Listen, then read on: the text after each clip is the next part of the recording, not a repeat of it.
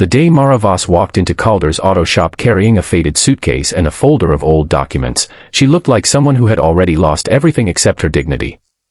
The sun was bright over the small town, the garage doors were wide open, and the smell of engine oil filled the warm afternoon air. She stood quietly near the entrance while mechanics worked around her, then finally approached Rowan Calder, the owner of the shop. She did not ask for money. She did not ask for charity. She simply asked if there was any work available. Rowan looked at her tired face, the suitcase beside her, and the worn shoes on her feet. Then, without realizing how deeply his words would wound her, he said that he did not need another employee. What he wanted was a wife. Before we continue, if you believe everyone deserves kindness, dignity, and a second chance, please like this video, share it with someone who needs hope today, leave a comment, and subscribe to Dot. Sometimes one small act of kindness can change a person's entire life. Mara did not slap him or raise her voice. She simply looked at Rowan for several seconds, as though trying to decide whether he had truly said what she thought she heard. Then she quietly picked up her suitcase and thanked him for his time. Rowan immediately realized that his words had sounded cruel, but pride kept him from stopping her. He had spent years building his auto shop after losing his father and younger brother in separate tragedies, and somewhere along the way he had convinced himself that emotions were weaknesses. He was respected in town, reliable with engines, and known for helping customers who could not afford expensive repairs, but when it came to his own life, he had built walls so high that almost nobody could reach him. Mara walked several blocks under the hot afternoon sun before sitting beneath a large oak tree outside an old community library. She opened her folder and stared at the papers inside. Her previous employer had closed his repair business unexpectedly, leaving several workers without jobs. Mara had been supporting herself and her elderly aunt, and the little savings they had were disappearing quickly. She had experience with bookkeeping, customer service, parts ordering, and basic mechanical work. She had not gone to Rowan looking for a husband. She had gone because someone in town told her his shop was one of the few places still hiring. Meanwhile, Rowan returned to work, but his concentration disappeared. Every time he looked toward the garage entrance, he remembered Mara's expression. He eventually learned from his longtime mechanic, Silas Mercer, that Mara had been working honestly for years and had recently lost her job through no fault of her own. Silas told him that she had even refused help from several people because she wanted to earn what she needed rather than receive pity. That information stayed with Rowan long after the shop closed that evening. The next morning, Rowan noticed something unusual. A small envelope had been pushed beneath the office door. Inside was Mara's résumé, neatly folded, along with a short handwritten note explaining that she understood there was no position available and would not trouble him again. She had simply left her information in case circumstances changed. Rowan stared at the paper for a long time. There was no anger in the note, only quiet determination. That afternoon, Rowan saw Mara walking along the roadside carrying a box of groceries. A sudden rainstorm had turned the streets slippery, and the paper bag at the bottom of the box began tearing. Without thinking, Rowan pulled his truck over and helped gather the groceries.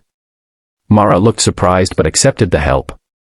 He apologized for what he had said at the shop.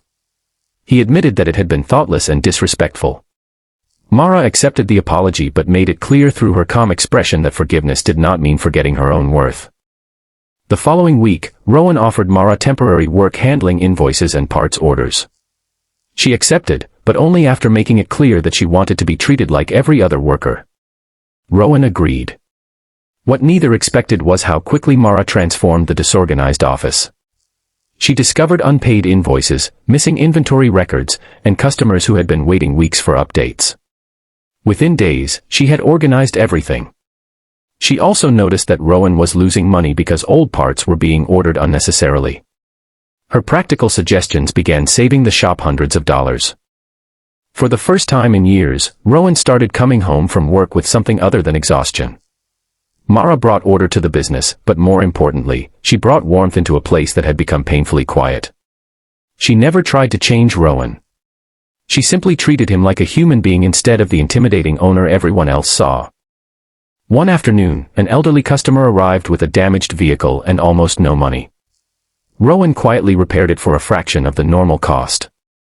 Mara watched from the office and realized that the man who had spoken so badly to her was also capable of enormous kindness. Rowan later admitted that helping people reminded him of his father, who had taught him that a mechanic did more than repair machines. A good mechanic helped people get their lives moving again. Weeks passed. Mara's aunt became ill, and the medical expenses created another crisis. Mara considered leaving town to find better-paying work, believing she could no longer afford to stay. Rowan learned about her situation from Silas and quietly arranged for the shop to advance her wages. He did not call it charity. He told her she had earned it. Mara was deeply moved because, for the first time since losing her job, someone was helping her without making her feel small. But just when life seemed to settle, the shop faced its biggest problem. A large commercial garage opened nearby and began offering extremely cheap repairs. Customers started disappearing. Rowan refused to lower the quality of his work, but the bills continued arriving. One morning, he discovered that the shop might have to close within 2 months. Mara refused to stand by and watch everything collapse. She created a simple community service program in which the shop would offer affordable maintenance days for teachers, elderly residents, and working families. She organized appointments, contacted local businesses, and helped promote the shop through community groups. Silas repaired vehicles, Rowan supervised the mechanical work, and Mara managed the entire operation. The response was overwhelming. People who had almost forgotten the little garage began returning. Customers shared stories about how Rowan had helped them years earlier. Local businesses began sending work to the shop. Within weeks, the garage was busy again.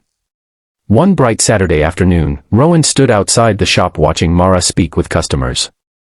Sunlight filled the street, children rode bicycles nearby, and the sound of tools echoed from inside the garage. Rowan suddenly realized that the shop had changed, but so had he. He no longer saw Mara as the woman who had once asked him for a job. He saw a strong, intelligent, compassionate person who had walked into his broken world and helped rebuild something without ever demanding anything in return. Months later, Rowan finally understood the foolishness behind his first words. He had once said he wanted a wife, not an employee, as if the two things could be measured against each other. What he eventually learned was far more important. A meaningful relationship could never begin with someone being treated as a possession or an answer to loneliness. It had to begin with respect, equality, trust, and the freedom for two people to choose each other without pressure. Mara had never needed Rowan to rescue her. She had needed an opportunity. Rowan had never needed someone to complete him. He needed to learn how to open the door he had spent years keeping locked. On a peaceful afternoon, after the shop closed, Rowan and Mara stood outside beneath the same oak tree where she had once sat alone with her résumé and suitcase. He remembered that difficult day and felt ashamed of the person he had been then. Mara smiled when he told her that the woman who had walked into his garage looking for a job had unknowingly taught him the greatest lesson of his life. Their future was no longer about an employer and an employee.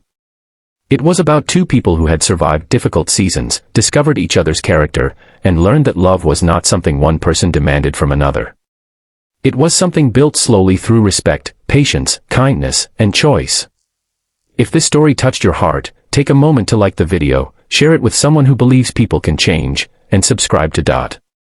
Your support helps stories like this reach someone who may desperately need a little hope. And before you go, please comment "second chance" if you believe that one mistake should not define an entire person, and that kindness can sometimes open doors that pride keeps locked. Because Mara did not walk into that auto shop looking for a husband. She walked in looking for a chance to work. And in the end, she gave Rowan something far more valuable than a solution to his business problems. She gave him a second chance to become the man he should have been all along.